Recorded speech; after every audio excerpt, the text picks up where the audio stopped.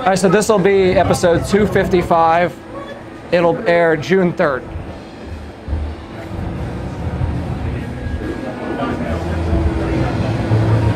Three, two.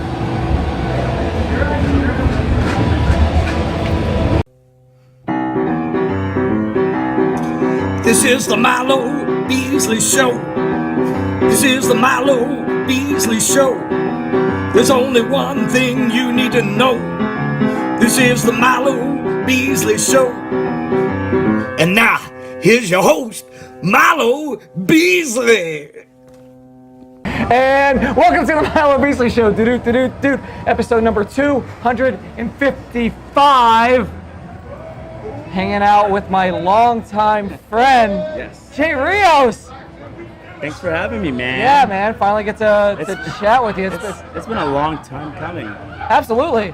Yeah. How you been? Good.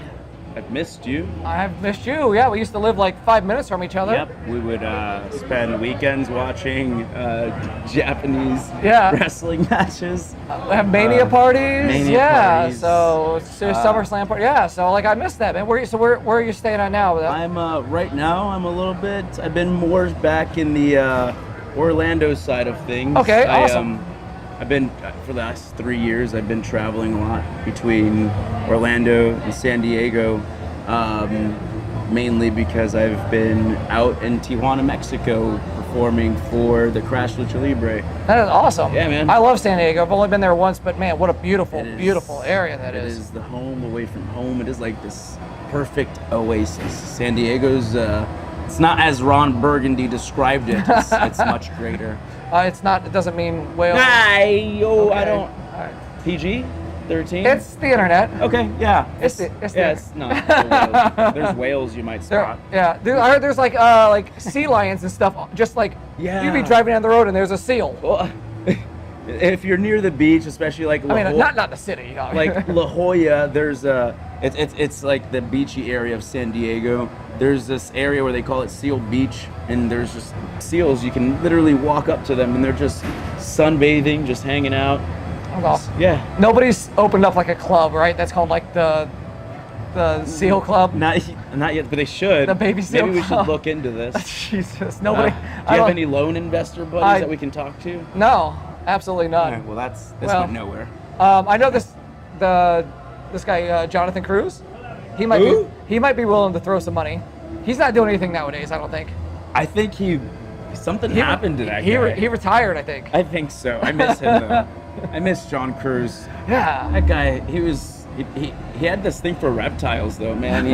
He loved like lizards and like he liked snakes. Snakes were his thing. Snakes. So I heard he got bit by a snake and became like some radioactive snake or something. Is that like a comic book? Yeah. So let's talk about that a little bit. Pale Horse stuff. Yes. Yeah. So like those guys, the Pale Horse guys, reached out to you. To you guys, is that what happened, or? Man, the whole story is pretty long and crazy, and I'll give you the most condensed version as I possibly can. Years before I even started training at Team 3D Academy, when I was like 14, 15 years old, even before I moved to the state of Florida, I remember being on the internet and just seeing like Lucha Libre inspired art and coming across this wrestling art that was created by this artist who went by the name of Pale Horse, and I clicked on the link and it led me to his website, and I saw a contact link, so I sent him an email saying like super mark his status is like, hey man, I'm gonna be a wrestler one day, and I'm a big fan of your Lucha Libre art, so it'd be really cool if we could maybe network and see what we could do, maybe you designing some like t-shirt ideas for me or some gear designs for me maybe sometime in the future. Hope to hear from you soon. Take care. And of course the email went unreplied. So it was my first dose of experiencing what the wrestling business was like when you reach out to promoters. And years and years later, once we got on a certain individual's good graces and we were booked on FIP, I forget what FIP match we were working.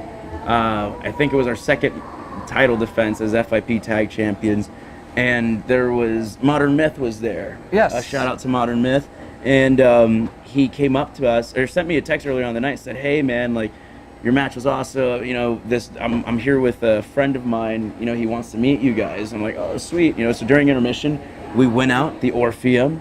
Shout out to the Orpheum.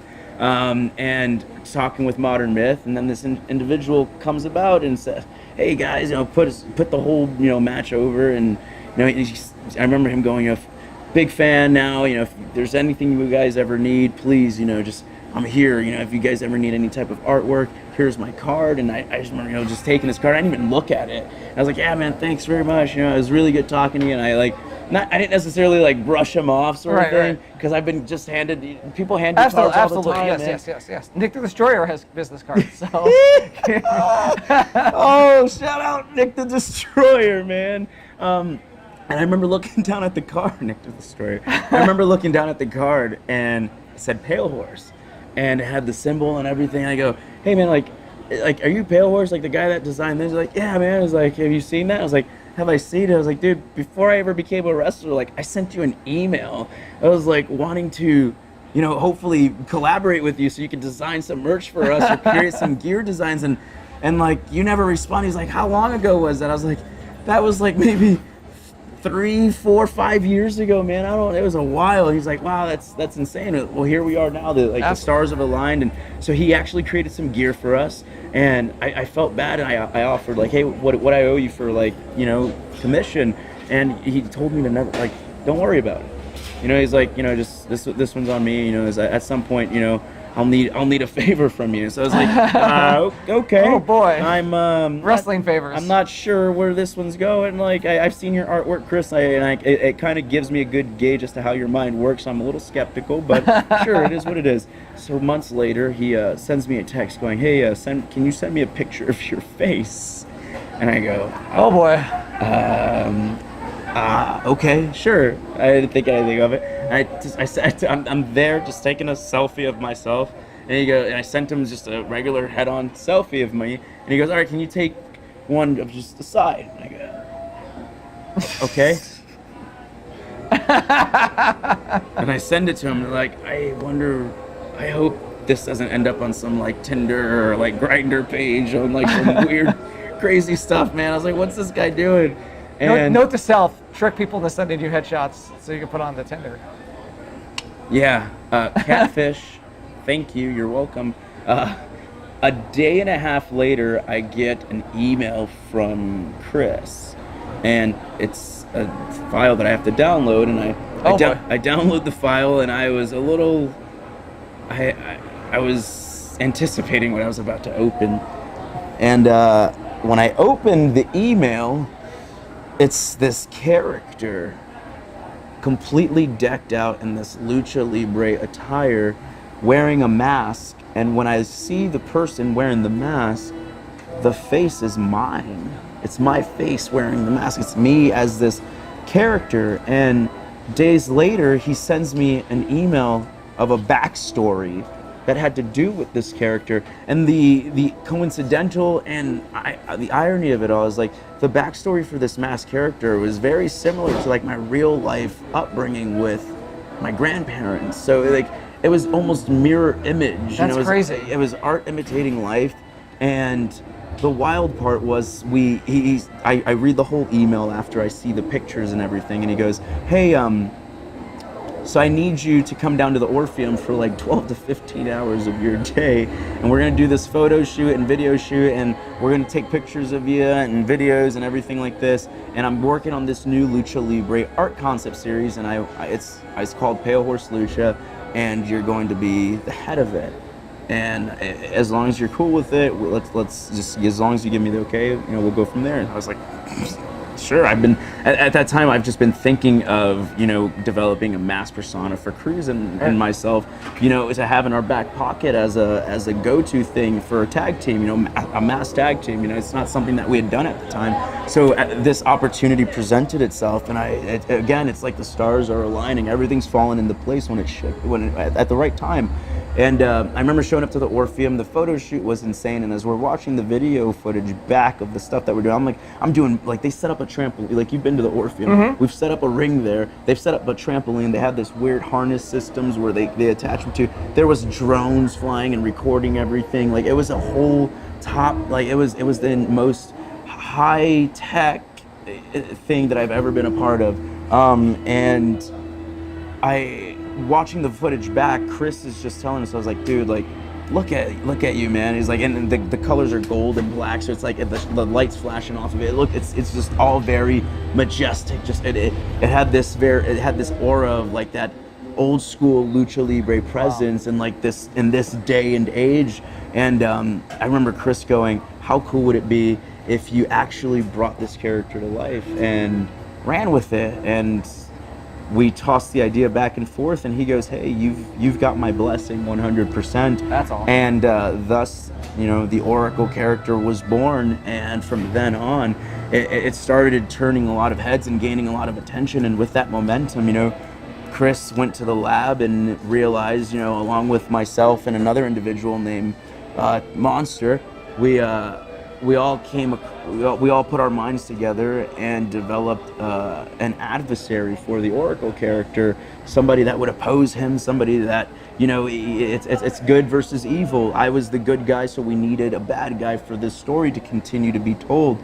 And of course, I had my go-to guy immediately. It was another masked individual, and we brought Cruz in on board, and thus Serpentico was born. And the backstory behind that, man, again, it's very interesting as to how this all started. It's crazy how, like, something that seemed like you know, like, I have my character, I don't, you know, like, but I guess I'll do this side thing, and then how that side thing is what takes off. It's so, like, I mean, I was wrestling as Naphtali when I got the call, hey, we have this character called Milo Beasley that we want to, you know, do.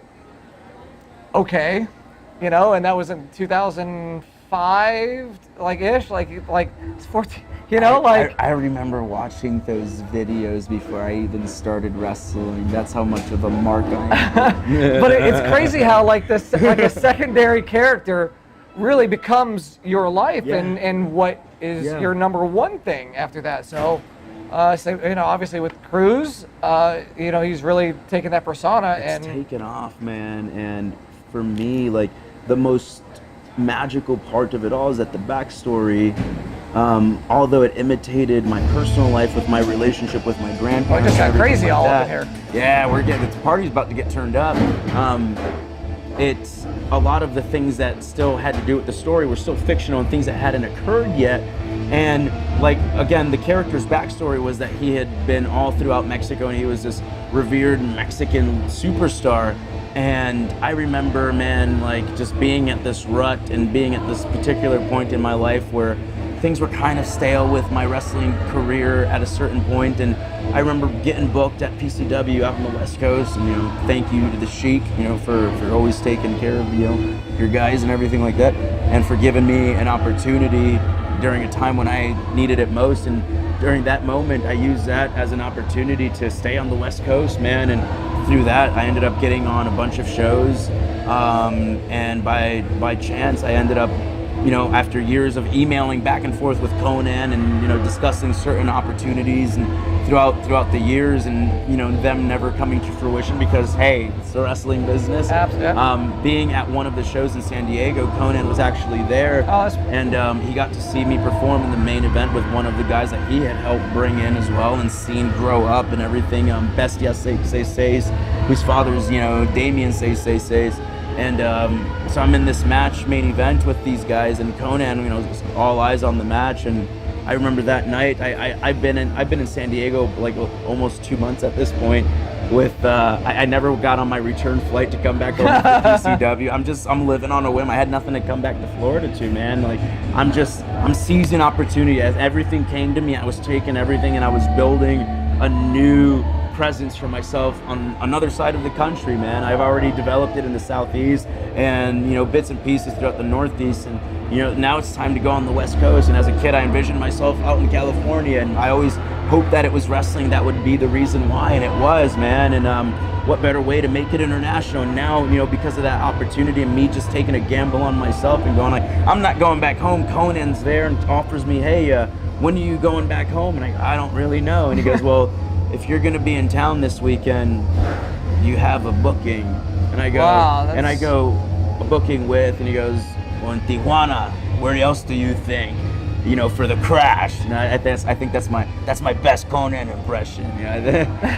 And when he told me that, man, like inside, like my mind blew, because that weekend at the crash was their anniversary show. Oh wow! And you had Jeff Hardy on the card. You had Rey Mysterio on the card. You had Teddy Hart on the card. Jeff Cobb. Like it was like a who's who of names on this card. And like I was in the second match, and I remember that night the crowd just embracing me immediately off the bat. And a year and a half later, I'm in this storyline, you know, I'm working my way from the bottom of the card, and I eventually got to main event the same arena where the likes of Eddie Guerrero, Rey Mysterio Jr., Senior, Psychosis, Juventud, like these guys, like my name is now in that because I took a gamble on myself. And like that's what this business is just is not giving up and always looking for an opportunity when there aren't any available, or at least that's what you think. Absolutely. You know, like when things at a point for you were going a certain way, you made your way to Japan, and things in Japan for you started taking off, and you created a presence for yourself out there, and now you have a fan base and a part of the world where you never thought you'd ever have, man. So like it's crazy things like that and moments in wrestling that I'm really thankful for, man. And speaking of taking chances, GCW, that's a big chance. It's GCW, man. It's GC Dub. It's GC Dub. GC Dub. GCW right now. It's a work in progress, man. It is a work in progress. It's something that I have a lot of faith in. There are some very good minds, you know, behind this. We've got some people that are new to the industry that are very willing to make something great happen. And with that said, you know, baby steps here, little by little, we've been putting on, you know, really great shows. Absolutely. We've been putting on some really great cards. And the people are starting to learn more and more about GCW. You know, we're building a company based on substance. And for me, the backstory on GCW, and I don't know if I'm absolutely. It's what we're So for me, GCW was originally supposed to be a one-off thing that was supposed to take place at a cannabis awareness festival. And for me, I'm an individual who not a lot of people know that I had an issue with addiction, with pain pills and with drinking, and combining the two. And I did a really great job at masking all of that. And it just got to a point where things got bad, man. And it nearly cost me my life on several occasions, and it almost cost me my freedom. And I had to deal with the law and the courts and all this stuff, man. And it's something that made me take a step back and realize that like I needed to chill out with what I was doing, and that I needed to get my head on right. And unfortunately, things that we might deem bad at first happen to us. We take it for what it is, and we become better because of it. Absolutely. And for me, once I've been... You're the wrestling Robert Downey Jr. Yeah, that's awesome, man. I am Iron Man. Woo! For me, I started reading more about cannabis and seeing what it could do for me. And bro, like on a personal level, and like not even that the camera's here, and like I feel like the part of the reason I can get this personal with you is just you've known me since I started this, you know. You've seen me growing up in it, and you've seen me now, and I'm very grateful for cannabis. And I don't say that from like a Cheech and Chong pothead perspective, but for me, I've been nearly 4.5, 5 years clean. That's fantastic. From opioids, from beautiful, painkillers, man. from any of that, man. I used to do chewing tobacco. You know, I Yes. always have a mouthful of chewing hated it. tobacco, and it was disgusting. It wasn't a good look.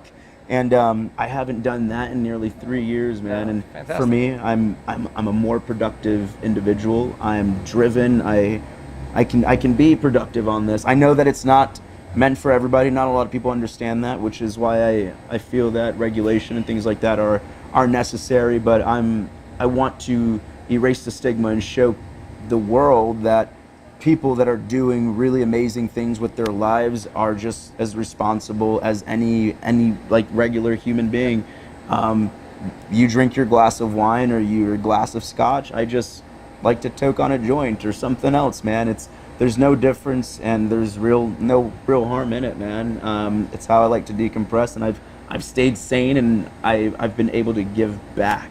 I've been able to learn more about me throughout this whole process, learn about my family, learn about the individuals that I helped train at the Team 3D Academy, and just being conscious and just living in the now and just being here, man. And It's fantastic. yeah. It's a great story, so that's and I'm glad that we are here, because there were times Ivy and I hadn't seen you in it's a been a long while. time. So one thing real quick I want to do, a thing like we like to do on the Milo Beasley Show, called the top 5. We're asking you a random question. Ooh. This was going to be super random. Oh man. Top 5, no particular order, Jesus, I'm getting nervous. breakfast cereals. Breakfast cereals. Breakfast cereals. Oh man, Oreos with marshmallows. Okay, I don't know if I've ever had that. I'll go to Walmart, dude. They're awesome. Okay. Shout out to Walmart. Fruit Loops with marshmallows. Apple Jacks. Okay, no marshmallows. Okay. No marshmallows. I love Apple Jacks. Apple Jacks. I love. Yeah. I used to not like it when I was like little, but as I got older, I think I probably said the same thing on this. Are we at 3? Yeah, we're at 3. Okay, so we got Oreos, Fruit Loops, Apple Jacks, Lucky Charms. Lucky Charms with marshmallows. With marshmallows and Frosted Flakes. Frosted Flakes. All right. I love Frosted Flakes. Yeah. Are there Frosted Flakes with marshmallows? There's There is Frosted Flakes with marshmallows, and I've had them, and they're awesome. There's actually Lucky Charms Frosted Flakes Oh, with wait, what? marshmallows. Yeah, where have you been living? In obviously in a dumpster.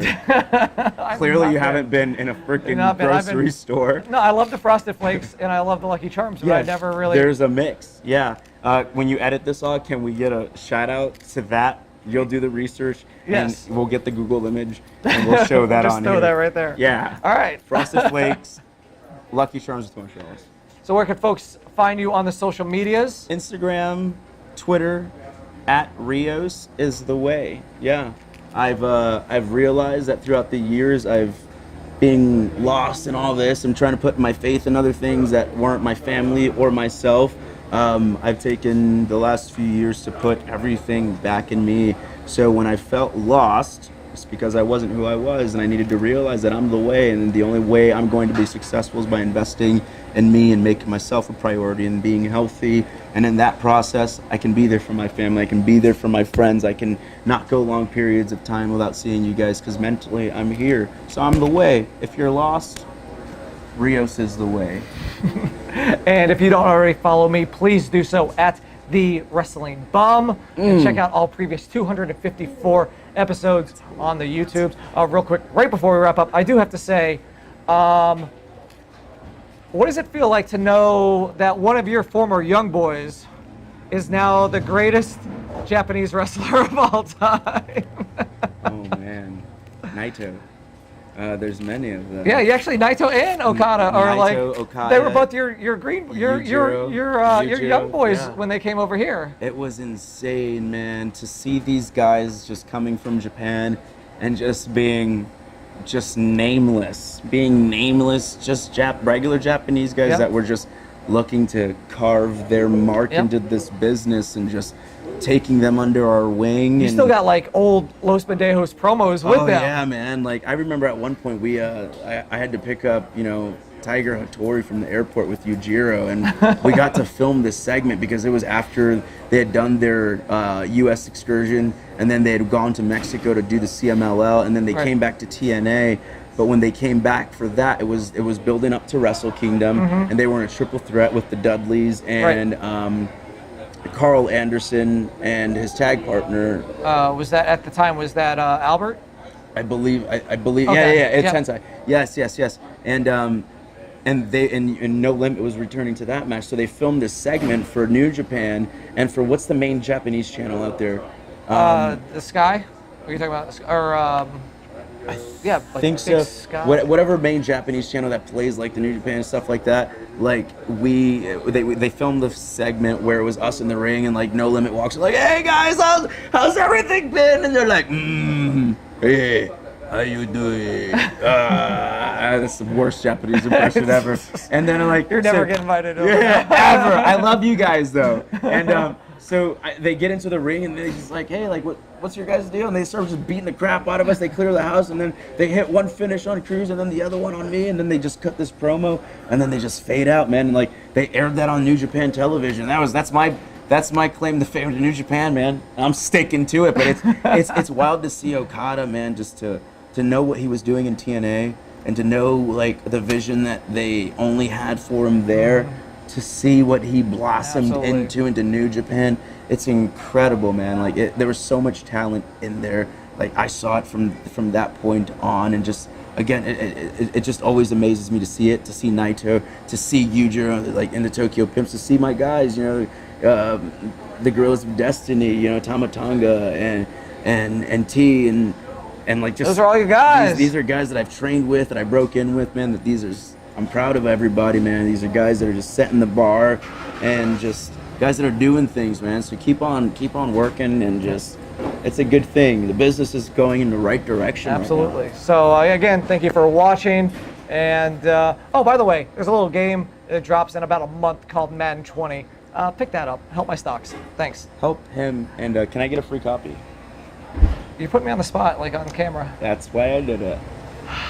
I get it. Your job doesn't have to know. Here. Hold up. I gotta take this. Hold up. Go. Hey, I gotta go. Let's talk about this.